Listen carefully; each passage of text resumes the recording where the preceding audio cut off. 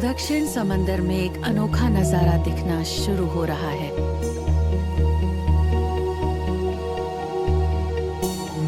एक एक करके कई बड़े बुलबुले सतह पर आ रहे हैं। इन सभी बुलबुलों के बीच समान दूरी है।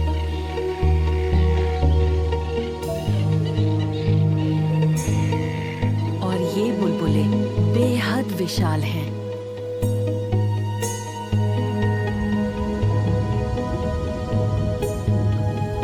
हलचल देखकर पक्षी भी जमा हो गए। ये समंदर में रहने वाले लाखों बेहद छोटे जीवों के ऊपर आने का इंतजार कर रहे हैं, जो बुलबुलों से बने हवा के जाल में फंसे होंगे। उन्हें फंसाया जाता है, घेरा जाता है और कुछ ही पलों में खा भी लिया जाता है।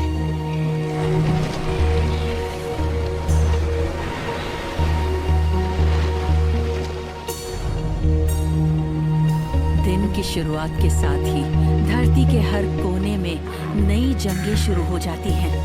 ढेर सारे जीव साथ रहकर कभी आसानी से बच पाते हैं, कभी कई जीवों का पेट भरते हैं। कभी ताकतवर जीव हारते हैं और कमजोर जीत जाते हैं। ये साथ मिलकर शिकार को घेर कर और एक दूसरे को बचाकर जिंदा रहने की कोशिश करते हैं।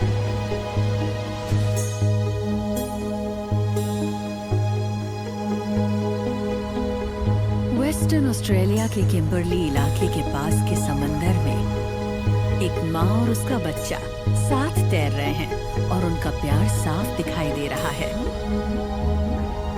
इस ट्रॉपिकल समंदर में इनके आखिरी दिन बचे हैं, क्योंकि अब वेल्स को यहाँ से दक्षिण की तरफ जाना होगा।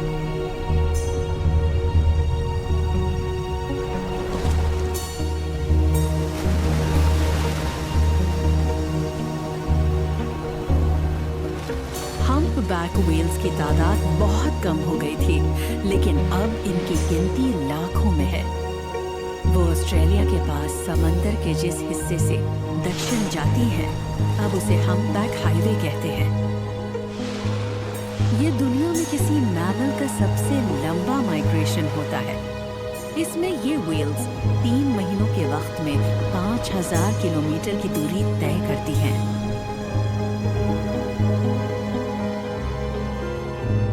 ट्रॉपिकल समंदर जहां वो बच्चे पैदा करती हैं, उसे छोड़कर वो वहां जाती हैं जहां ज्यादा खाना मिलता है, यानी एंटार्क्टिका के पास।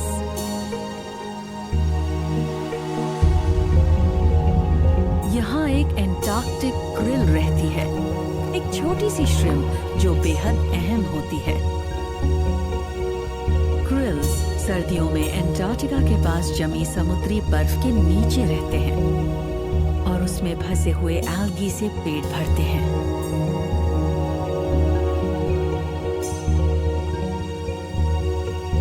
लेकिन गर्मी आने पर जब बर्फ पिघलती है, तब उन्हें एल्गी को खाने के लिए वापस पानी की सतह पर आना पड़ता है।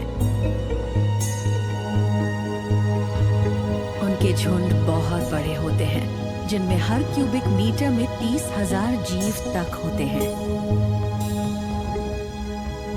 और ये झुंड लंबाई और चौड़ाई में सैकड़ों मीटर तक फैले होते हैं, तो ये अपने आप में एक विशाल जीव जैसे दिखते हैं। साथ रहकर ये खुद को महफूज रखने की कोशिश करते हैं, लेकिन साथ ही ये चमकते भी हैं।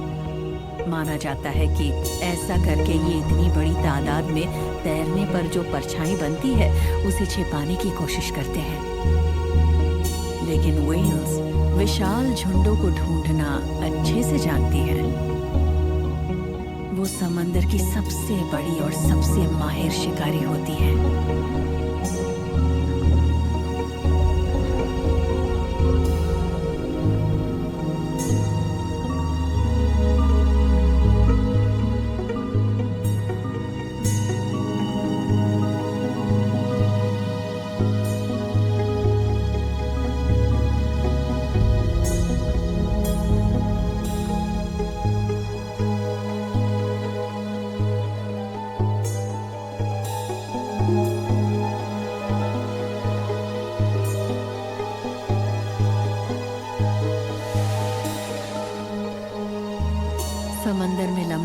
थकाने वाला सफर करके ये माँ और बच्चा आखिरकार एंटार्क्टिका पहुंच गए हैं और इन्हें भूख लगी है। यहाँ आने के बाद ये 4 महीने यहीं रहकर भरपेट खाना खाती रहती हैं। एडल्ट हम्पबैक्स विशाल होती हैं, लेकिन उनका गला एक ग्रेप फ्रूट से चौड़ा नहीं होता और उन्हें जिंदा रहने के लिए छोटे जीवों को बड़ी तादाद में खाना पड़ता है। उनके शरीर के नीचे की तरफ बने विशाल खांचों की मदद से वो अपने मुंह को फैलाकर बहुत बड़ा बना लेती हैं। इससे वो मुंह में बहुत सारा पानी भर लेती हैं और अपने बेलीन से क्रिल्स को छान कर खा लेती हैं। ये एक बार में आधा टन क्रिल्स को निगल सकती हैं।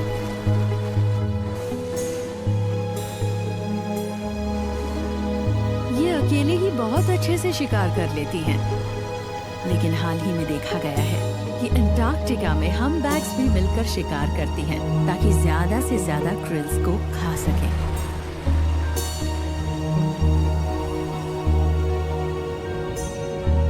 एक व्हेल पानी के अंदर से सांस छोड़ते ही बबल फीडिंग की शुरुआत करती है। फिर दूसरी उसके साथ वहां आकर शिकार के पास बुलबुलों का जाल बनाती है जो 30 मीटर चौड़ा होता है। इन बुलबुलों के घेरे को छोटा करके व्हेल्स क्रिल्स को छोटी सी जगह में घेरने लगती हैं और आखिर में जाकर उनमें से एक व्हेल खाना शुरू करने की आवाज लगाती है और पूरा झुंड एक साथ मुंह खोलकर ऊपर की तरफ आता है और क्रिल्स की दावत खाता है।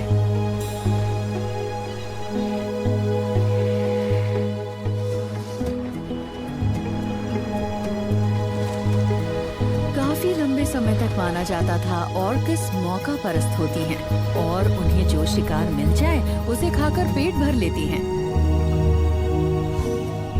लेकिन अब हम जानते हैं कि कुछ किलर व्हेल्स मिलकर कुछ खास जीवों का शिकार करती हैं। वो उन खास जीवों को पकड़ने के लिए शिकार की अनोखी तकनीकें भी बना लेती हैं।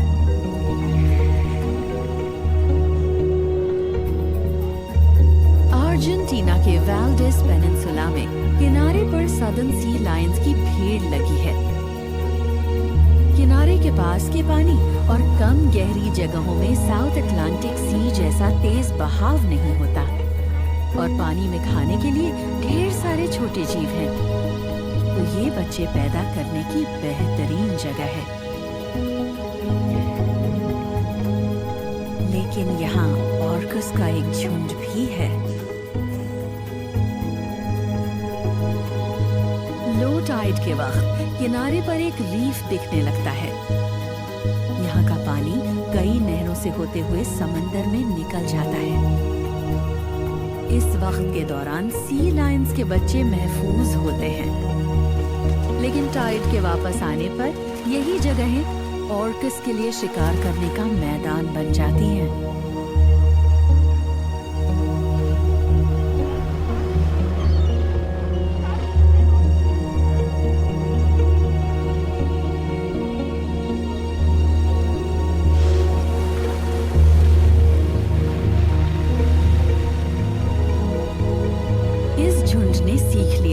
छोटे और कम तजुर्बे वाले सी लायंस का शिकार कैसे करना है। ये स्ट्रैंड फीडिंग नाम की अनोखी और खतरनाक तकनीक अपनाते हैं।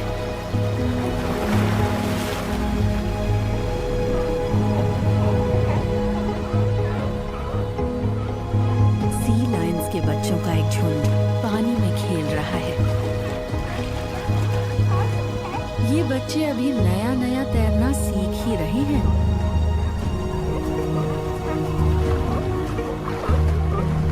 थोड़ी दूर से ऑर्कस उन पर नजर रख रही है।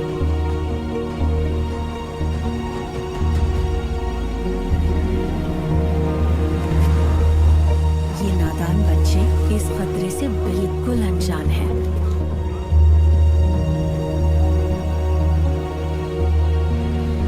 पीछे से एक ऑर्का करीब आ रही है। ये पूरी तेजी से एक सी लायन को पकड़ने के लिए आगे आती है और एक बस की तरह किनारे से टकराकर लगभग पानी से बाहर आ जाती है। लेकिन छोटा और फुर्तीला होने के भी फायदे होते हैं।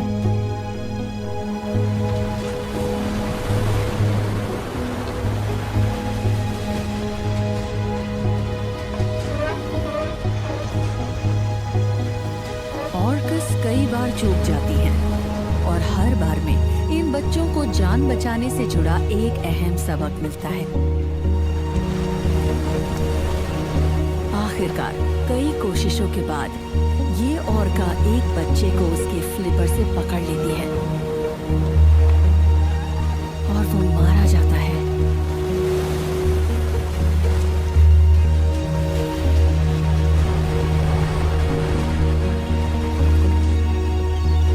हर ऑर्का हर दिन 3 सी लायन के बच्चों को खा सकती है और पेट भरने के बाद वो शिकार के साथ खेलती भी है।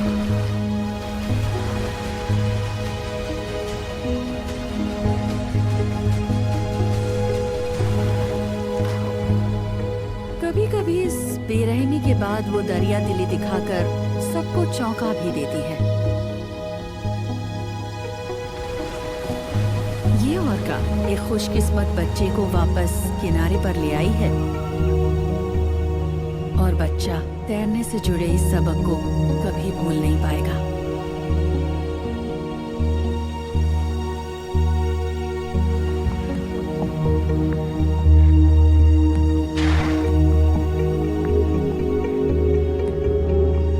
डॉल्फिन्स का एक ऐसा ही और झुंड है जो स्ट्रैंड फीडिंग करता है और वो साउथ कैरोलिना के टाइडल क्रीक्स में शिकार करता है।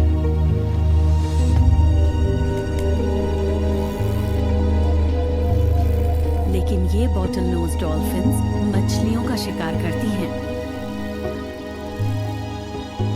और इसलिए इनकी तकनीक और भी ज्यादा चालाकी और अक्लमंदी से भरी हुई है। समंदर के पानी में ये झुंड मलट के एक झुंड को घेर कर किनारे के पास ले आता है।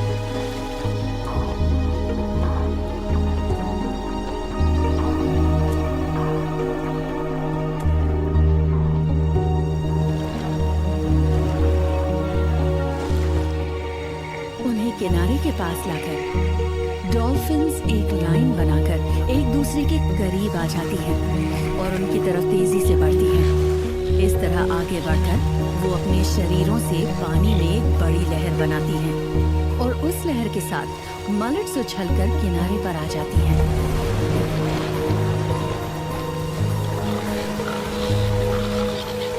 डॉल्फिन्स इन मछलियों को पकड़ने के लिए खुद भी किनारे पर आने का खतरा उठाती हैं। कभी कभी उनका पूरा का पूरा शरीर पानी से बाहर आ जाता है। वो ज्यादा से ज्यादा मछलियां खाती हैं और फिर किनारे की ढलान के सहारे फिसलकर पानी में लौट जाती हैं। कोई मछली बेकार नहीं जाती।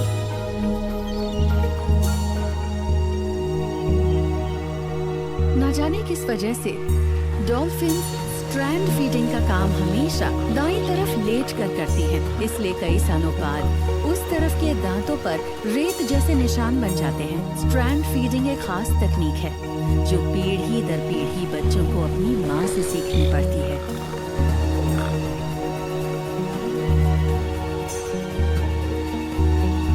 ये अक्लमंदी और माहौल के मुताबिक ढलने की काबिलियत का सबूत है।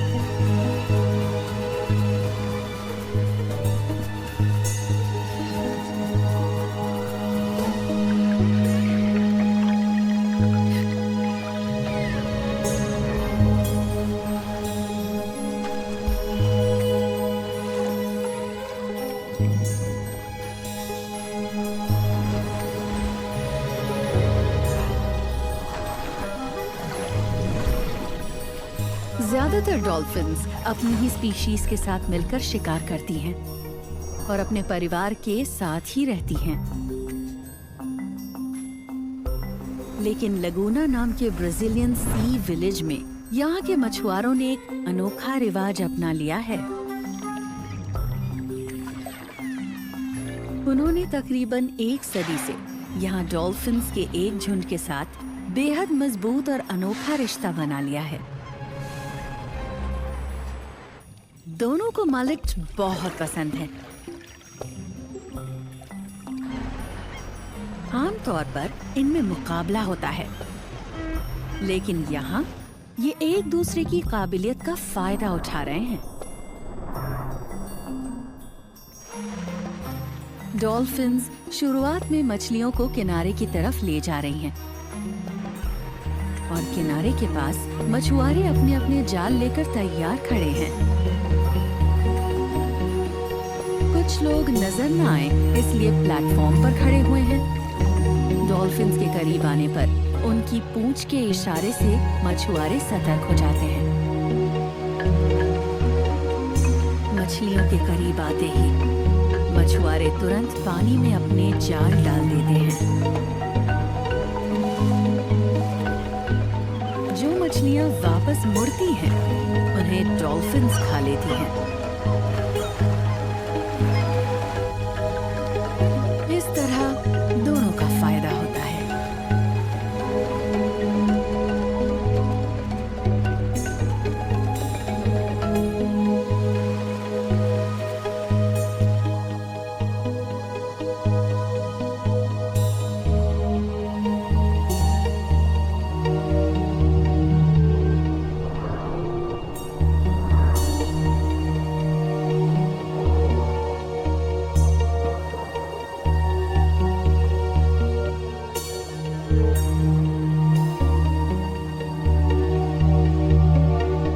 झुंड में शिकार करने से ज्यादा शिकार पकड़े जा सकते हैं, लेकिन ज्यादातर मांसाहारी जीव अकेले शिकार करते हैं। और अगर वो जीव बहुत विशाल हो, जिसे कुछ ज्यादा भूख लगती है, तो अकेले रहने में फायदा होता है। ये विशाल व्हेल शार्क समंदर की सबसे बड़ी मछली होती है। इसकी लंबाई 20 मीटर तक पहुंच सकती है। ये ना तो काट और चबा सकती है, ना ये बहुत तेज होती है। ये ट्रॉपिकल समुद्रों में सिर्फ 5 किलोमीटर प्रति घंटे की रफ्तार से तैरती है, लेकिन इसे शिकार का पीछा नहीं करना पड़ता। इसका मुंह बहुत बड़ा है और उसकी चौड़ाई 1 मीटर होती है। ये एक माहिर शिकारी होती है। मुंह खोलकर तैरते हुए ये हर घंटे एक बड़े स्विमिंग पूल के 1/4 हिस्से जितना पानी खींच लेती है और छोटी श्रिम्प, मछलियों और स्क्विड्स को खा जाती है। इतने बड़े शरीर की भूख मिटाने के लिए ये रोज लगभग 25 किलो जीवों को खा जाती है।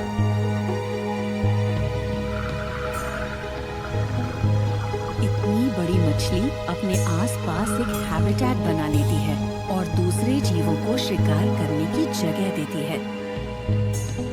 रेमोरास व्हेल शार्क से चिपके रहते हैं। वो इसके शरीर के पैरासाइट्स को खाते हैं और मुफ्त की सवारी करते हैं।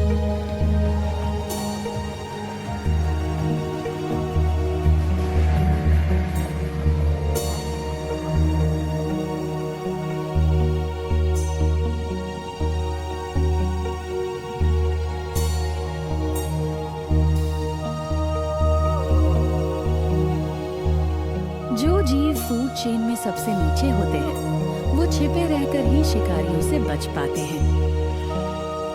इसलिए ज्यादातर छोटे समुद्री जीव कम गहरे पानी से दूर रहते हैं, जहां धूप की रोशनी होती है।